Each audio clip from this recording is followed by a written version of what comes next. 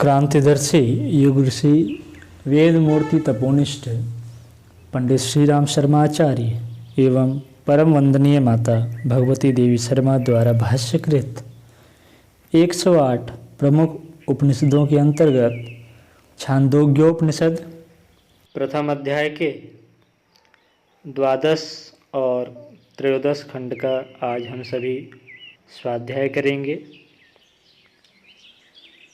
द्वादश खंड में शैव उद्गीत का वर्णन है। कोश ग्रंथों के अनुसार शौव शब्द शौवन का संक्षिप्त रूप है। शौवन का अर्थ होता है श्वान से संबंधित। यह अलंकारिक उपाख्यान है। श्वान शब्द शून्य धातु से बना है। शून्य गतों के अनुसार श्वान का अर्थ गतिशील होता है। यहाँ शौ का अर्थ प्राण से संबंधित मानने से ही उपाख्यान का भाव स्पष्ट होता है। वर्णित कथा अनुसार ऋषिपुत्र स्वाध्याय के लिए प्राकृतिक स्थल पर गए हैं। वहाँ श्वेत अर्थात निर्मल निर्दोष श्वान अर्थात प्राण प्रवाह का उन्हें साक्षात्कार होता है। अन्य श्वान अर्थात इंद्रियादि के विकारों से ग्रस्त प्राण अपनी भूख का हवाला देकर उनसे अन्न के लिए उद्गीत का गान करने को कहते हैं। पूर्व खंडों में कहा जा चुका है, शुद्ध प्राण की ही उद्गीत साधना फलित होती है। वे प्रकृति में संव्याप्त प्राण समूह शुद्ध प्राण के नेतृत्व में उद्गीत का गान करते हैं। इस प्रसंग में यहाँ वर्णित उपाख्यान का भाव सिद्ध होता है।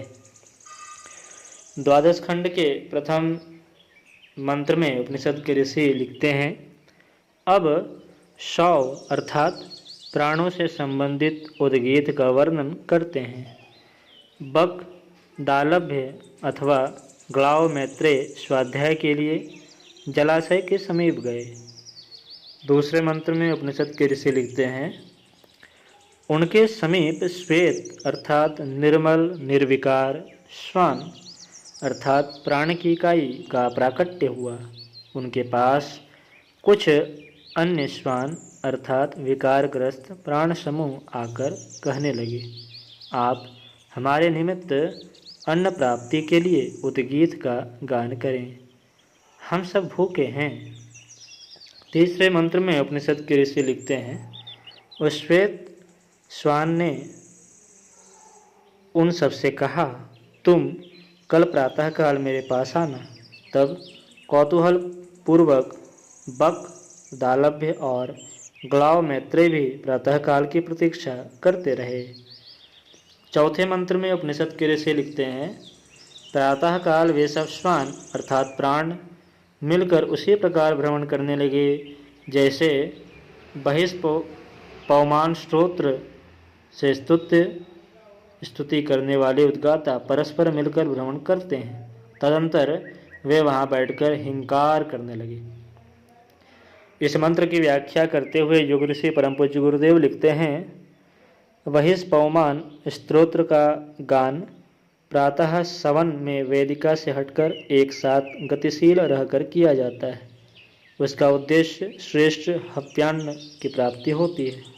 यहाँ भी प्राण से संबद्ध प्रवृत्तियों द्वारा मुख प्यास आदि भूख प्यास आदि अपने निर्वाह के लिए अन्न प्राप्ति की प्रार्थना की जा रही है। अगले मंत्र में वह प्रार्थना की गई है। इस स्तोत्र को त्रित कहा गया है। यह प्रार्थना 3 देवों से की गई है। द्वादश खंड के अंतिम व 5वें मंत्र में ऋषि लिखते हैं, वे हिंकार करते हुए कहने लगे, ओम हम भक्षण करें, ओम हम पान करें, ओम देव वरुण प्रजापति सूर्यदेव यहाँ अन्न लाएं, हे अन्नपते यहाँ अन्न लाएं, यहाँ अन्न लाएं। अब हम त्रयोदश खंड और प्रथम अध्याय के अंतिम खंड का स्वाध्याय करेंगे। त्रयोदश खंड के प्रथम मंत्र में उपनिषद के ऋषि लिखते हैं, इसमें हाउ शब्द या यह लोक पृथ्वी है, हाई शब्द वायु है, अथ शब्द चंद्रमा है, इह शब्द आत्मा है और ई अग्नि है, यह मानकर उपासना करनी चाहिए। त्रयोदश खंड के अंतर्गत यहाँ शाम से संबंधित स्तोभ साधना का वर्णन है। इसमें शास्त्रीय संगीत की तरह स्वरों का गायन तो होता है, किंतु अर्थवाचक शब्दों का उपयोग नहीं होता। उसी प्रक्रिया में प्रयुक्त स्वरों से संबद्ध भावों का विवेचन यहाँ किया गया है। प्रथम मंत्र में उपनिषद के ऋषि लिखते हैं, इसमें हाउ शब्द यह लोक पृथ्वी है, हाई शब्द वायु है, अथ शब्द चंद्रमा है, ई शब्द आत्मा है और ई अग्नि है, यह मानकर उपासना करनी चाहिए। दूसरे मंत्र में उपनिषद के ऋषि लिखते हैं, बड़ी ऊ शब्द आदित्य है, ए निरह निहाओ अर्थात निमंत्रण का प्रतीक है, औ होय विश्वदेवा है, हिम प्रजापति है, स्वर प्राण का रूप है, या अन्न है और वाक विराट है। तीसरे मंत्र में उपनिषद के ऋषि लिखते हैं, जो अनिर्वचनीय है परंतु जो कार्य में संचरित होता है वह 13वां स्तोभ हुम है।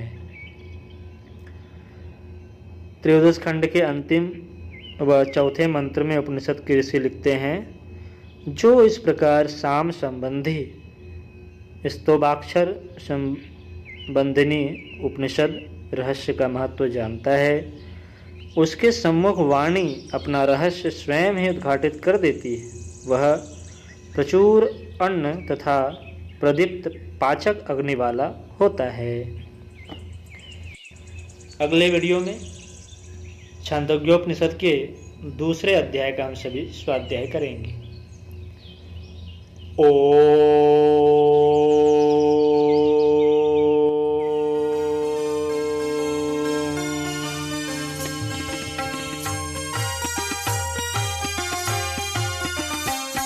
चलो गुरुदेव के सपने सजाने की शपथ ले लें, चलो गुरुदेव के सपने सजाने